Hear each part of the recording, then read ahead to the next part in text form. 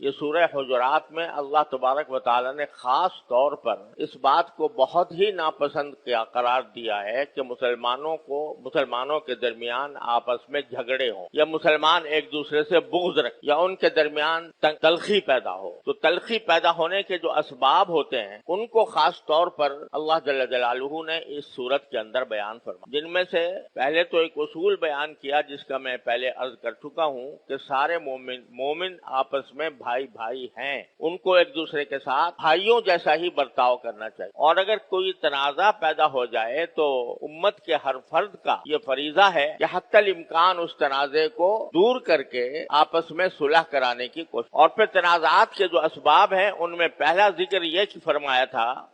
جس کا بیان میں نے گزشتہ سے پیوستہ جمعہ میں کیا تھا کہ کوئی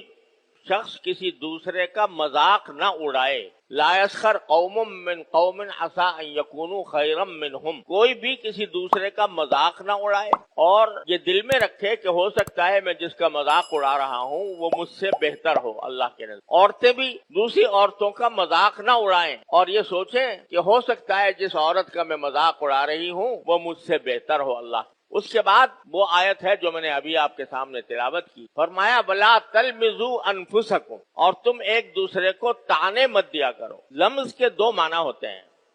جس کی ممانعت اس قرآن کریم کی اس آیت میں آئی ہے اس کے دو معنی. ایک یہ ہے کسی کی عیب تلاش کرنا، عیب جوئی، عیب نکالنا، یعنی دوسرے کے عیب کے پیچھے پڑے رہنا کہ اس میں فلاں عیب ہے. ایک معنی تو یہ ہے، اور دوسرے معنی اس کے یہ ہیں، یہ بھی اس میں شامل ہے کہ اس عیب کی وجہ سے کسی کو طعنہ دینا. طعنہ دینے کے معنی یہ ہے کہ ایک تو کسی شخص کے اندر اگر کوئی برائی ہے، کوئی عیب ہے، تو ایک طریقہ تو یہ ہے کہ آپ کے دل میں یہ جذبہ پیدا ہو کہ بھئی یہ میرا مسلمان بھائی ہے اور اس کے اندر یہ عیب پیدا ہو گیا ہے، اس میں یہ برائی پیدا ہو گئی ہے، تو دل میں یہ خواہش اور یہ جذبہ پیدا ہو کہ کسی طرح یہ اس برائی سے نجات پالے، اور اس کے لیے اگر ضرورت ہو تو خود اسی سے تنہائی میں محبت کے ساتھ، پیار کے ساتھ یہ کہا جائے کہ بھئی تمہارے اندر یہ خرابی ہے، اس کو دور کر لو. تو یہ کوئی بری بات نہیں ہے، یہ عیب نکالنا یا کوئی گناہ کا کام نہیں، یہ ثواب کا کام ہے. کسی کے عیب پر متوجہ کرنا، اس کو کسی مناسب طریقے سے جس سے اس کی دل آزاری نہ ہو، دل نہ دکھے، اور اس کو بتا دینا کہ بھئی یہ برائی ہے، اس کو یہ آپ میں اچھی نہیں لگتی، آپ ٹھیک کر لیں اس کو. اس کے بھی طریقے ہوتے ہیں، بعض ایسے طریقے ہوتے ہیں کہ جس میں سننے والے کو پتہ ہی نہیں چلتا کہ یہ میرا عیب ظاہر کیا جا رہا ہے. ایسا کوئی طریقہ اختیار کیا جائے جس سے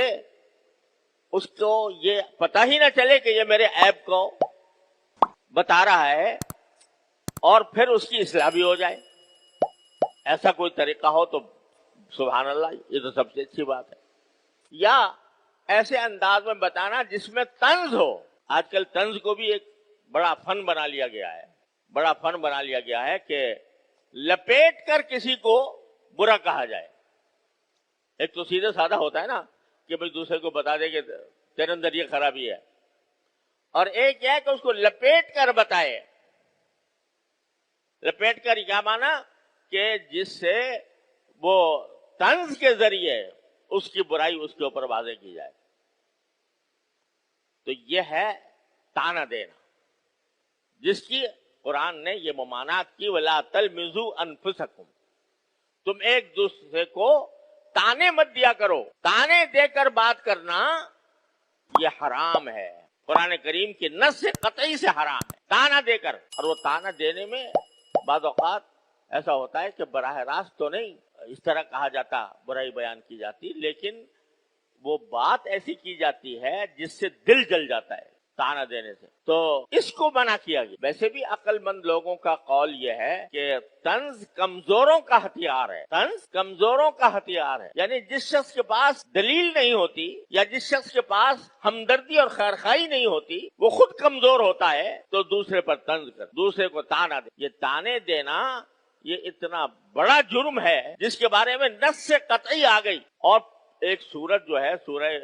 ام کے پارے کی ایک سورت سورہ ہمزہ جس کو کہتے ہیں، ویل لکل ہمزۃ لمزہ، ویل کے معنی ہے دردناک عذاب ہے اس شخص کے لیے جو دوسروں کے اوپر تانے دے، دوسروں کو تانے دے، اس کے لیے فرمایا دردناک عذاب